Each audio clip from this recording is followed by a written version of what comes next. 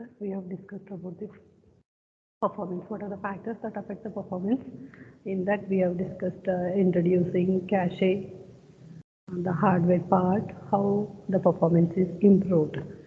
So we'll just proceed further and understand. And also, we have discussed about the processor clock. What is processor clock? How the execution of the task takes place based on the clock information. And for each step, it requires one clock cycle. So the period or the length of the clock cycle we denoted with P, and the inverse of P we call it as clock rate. So that indicates how many number of cycles per second. So as more number of cycles in per second, so that improves the performance, so that it can perform more number of tasks within a given time or per second. So next we'll just discuss the basic performance equation. So how we can calculate the performance of the computer using a simple equation. So let's start with the equation. So here we have a formula, that is T is equal to N into S by R. T is equal to N into S by R. This is the formula we are going to use for calculating the performance. So first let's understand each of these terms, then we'll discuss how to improve the performance. So T here, T is the processor time. So T stands for processor time. So that is the time required to execute the program that has been prepared in some high level language. The compiler generates machine language object program that corresponds to the source program. So just considering that there is some program that is written in high level language, when you run that program, okay, so it has to be converted into object program and it should get executed. So now to perform all these things, how much time it is going to take? So that we call it as processor time, and that is denoted with term T. So that is total execution time of the program. It is denoted with term T, processor time. Now we need to calculate this processor time. What are the factors that going to affect this processor time? So as the formula is indicating that T is equal to N into S by R. We already discussed about the clock rate. So always we should have more number of cycles per second. So then there will be increase in the performance. So first start with the variable N. So the number N is the actual number of instruction execution, is not necessarily equal to the machine instructions in the object program. So what exactly you need to understand is, so consider you have written a program, okay, it is written in high level language. So for execution it has to be converted into object program, OBJ file. So now whatever the statement it is present in source program, it is converted into object program. It's not necessarily to execute all the statement when it is running the program. Based on the given input, user input, or based on the condition, maybe only few of the steps or few of the statement get executed. Some other statement may not get executed. So due to that, you need to understand here, N is nothing but how many number of instructions that is executed from the object program. So that is nothing but N, actual number of instruction execution. So here what happens depending on the condition. Example, you can take loop statement. So in that case, the value of N is going to be more than the number of statement in the object program, because the same statement may get executed till the condition satisfies. Okay, or based on the condition, maybe some of the so if you have given any condition, some if condition, if this condition is not satisfied, obviously those statements will be skipped. So in that case, number of statements that is executed is always less than the number of instructions or the statement that is present in the object program. So for that reason, you need to understand where N is the actual number of instruction execution. It is not the number of instructions present in object program. How many number of instructions that is executed from the object program, that is indicating the term En.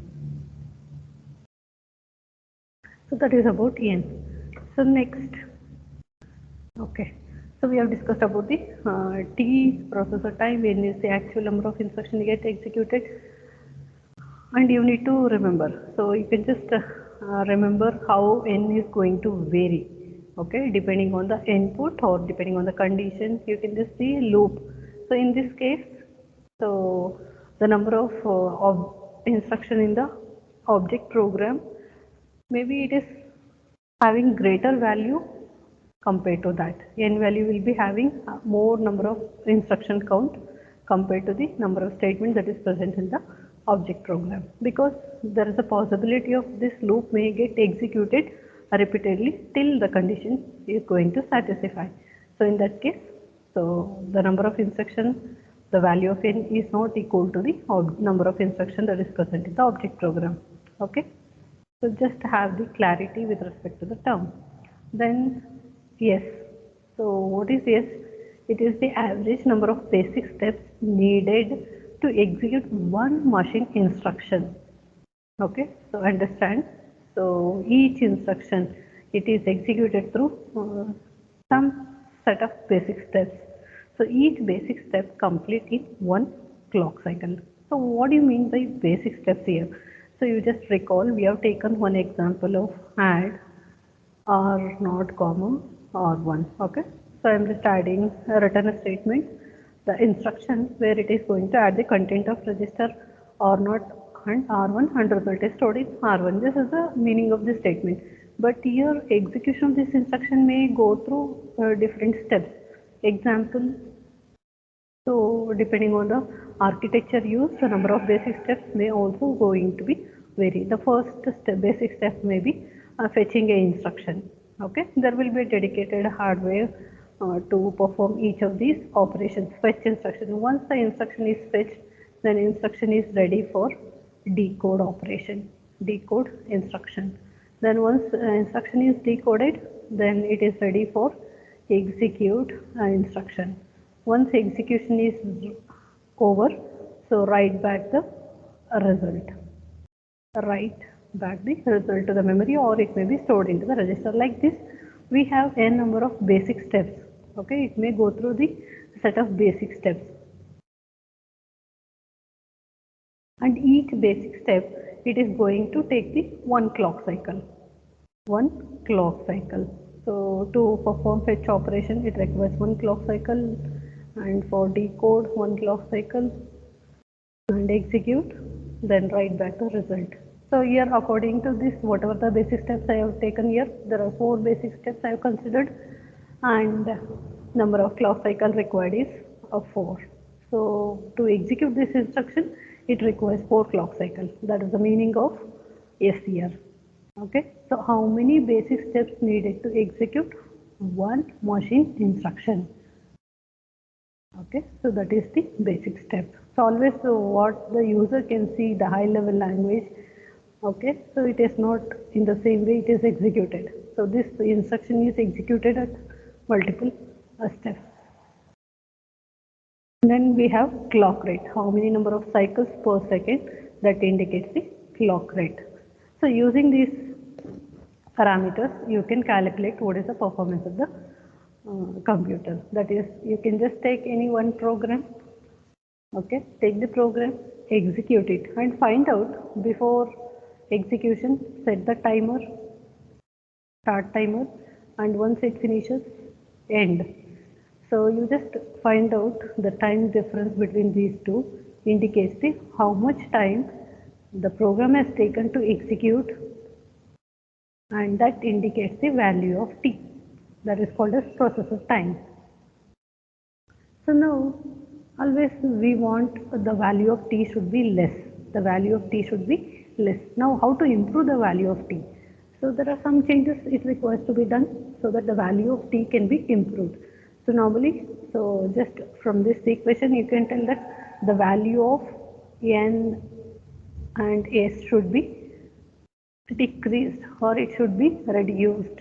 Okay, and the value of r should be increased, so that we'll get the less time taken to execute the program. So as the time is going to be less, it indicates the better performance of that particular system. Okay, so now if this is the case, how you can tell that how to reduce the value of N and S and how to increase R? So what is the technique we need to use? So here to achieve the high performance, the designers must seek ways to reduce the value of T, which means reducing N and S and increasing R. The value of N is reduced if source program is compiled. If source program is compiled into fewer instructions. Okay, so if the program is written in high level language, if it is converted into machine language, during this conversion, the number of statement or the instruction it is written, it should reduce those number of instruction, or reduce to fewer instruction. So how it is done? So it requires some technique for that. So normally we can go with optimized compiler. Using optimized compiler, where it is going to rearrange the statement and reduce to fewer instructions. Okay, we are not going to discuss about that compiler, just remember here. So using optimized compiler, the value of N can be reduced. The value of S is reduced if the instruction have smaller number of basic steps to perform. Okay, so as I told, normally we have these basic steps. Okay, so it may vary, I told already. So execute instruction, then write instruction. So reduce number of basic steps needed to execute the instruction so that the value of S can be reduced. But we cannot skip any of these steps. Okay, so if you take any instruction, it requires to go through all the basic steps. We cannot skip any of these basic steps. Then how to reduce? So for that we need to use the concept of overlap the execution of the instruction. So that means, so I am just giving example. So this is fetch instruction. See, these steps should be, or the device units or the hardware part that is related to each of these basic steps should work independently. Okay. So now consider the first instruction is arrived and it is in fetch phase. Okay. So first instruction arrived and it is in fetch phase. After one clock cycle, this is the first clock cycle. After one clock cycle, what happens? So the first instruction goes to decode phase, and immediately, so during that time, this fetch instruction unit, it is not used, it is idle. So immediately the processor can fetch the second instruction. Okay, then this first instruction goes to execute step I1, then second instruction comes to decode phase, then new instruction can be fetched during that particular clock cycle. See, this is happening, you can just observe here. So all three instructions are executed in overlap manner, but those instructions are executing independently, but at the same time it is possible the processor can process all the three instructions. But here there are a lot of challenges arises. Okay, so this concept, it is mainly used in pipelining concept. We are going to discuss about what is pipelining, what are the challenges arises. Maybe the one challenge I can tell, so the maybe first instruction, maybe it requires some output of this instruction, it is used in the second instruction. Okay, so in that case, how this overlapping can be implemented. So all those things you are going to learn in the chapter pipelining, that is going to be covered in module 5. So this is how the value of T can be improved. Okay, so where they're using this pipelining concept in real time. So if you take car manufacturing industry, okay, car manufacturing industry. So the car manufacturing, it is not done one particular unit, it is not done the complete implementation of the car. Okay, so there will be a design phase, then fixing door, that is one unit, to fixing engine another unit, and there may be another unit where it is going to put the color. Okay, so whenever if the first car is in the second stage, they can start with the second car, okay, fixing the engine, then fixing the door. Then when this first car move to the next stage, that is coating the color, then this second car come to the second unit, and the third car maybe arrive to the first stage. So this is how execution or the task can be performed. Execution of task can be performed in overlapping manner without disturbing the execution of the uh, ongoing task. Okay, so this is one important concept you need to remember, how the value of S can be reduced. So I told S can be reduced by using the concept of execution of the instruction in overlap manner. You cannot reduce these basic steps. So it is going to, you can just observe. So each instruction it is going through all the basic steps. Only thing is, so the execution is taking place in overlap manner. So that is how the value of S can be improved. Next, we have clock rate. Another parameter, clock rate R, how it can be increased by using high frequency clock. Using high frequency clock, it improves the value of R.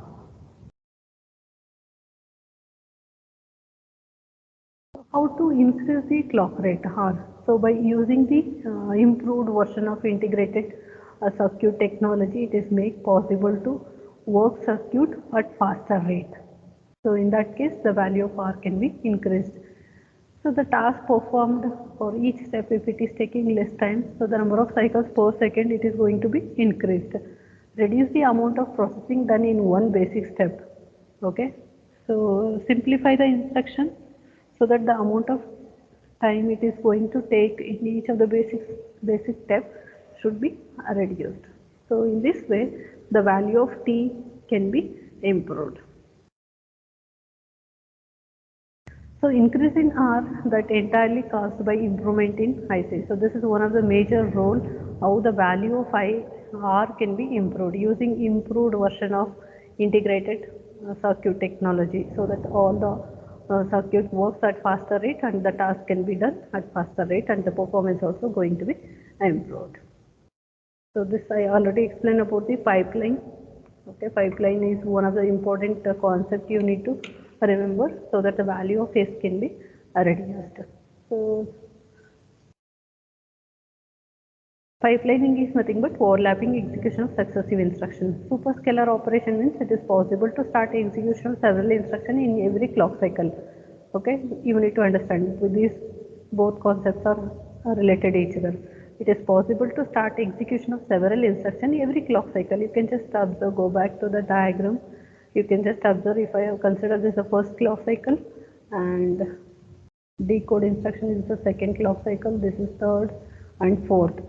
So every clock cycle you can just observe multiple tasks are taking place. So you can just observe clock cycle 3, instruction 1 is in running, instruction 2, then 3. Okay, so it is going to proceed further.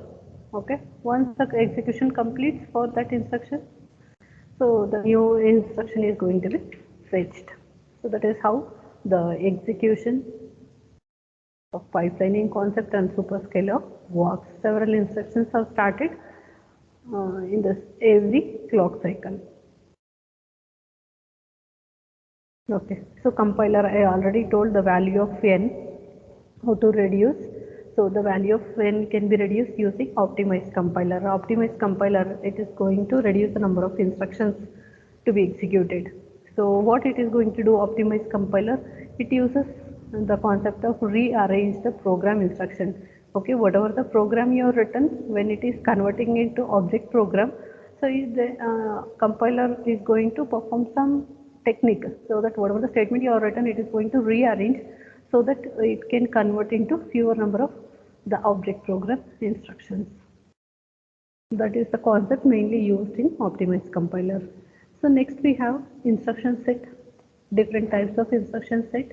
So using this also, it is going to affect the performance.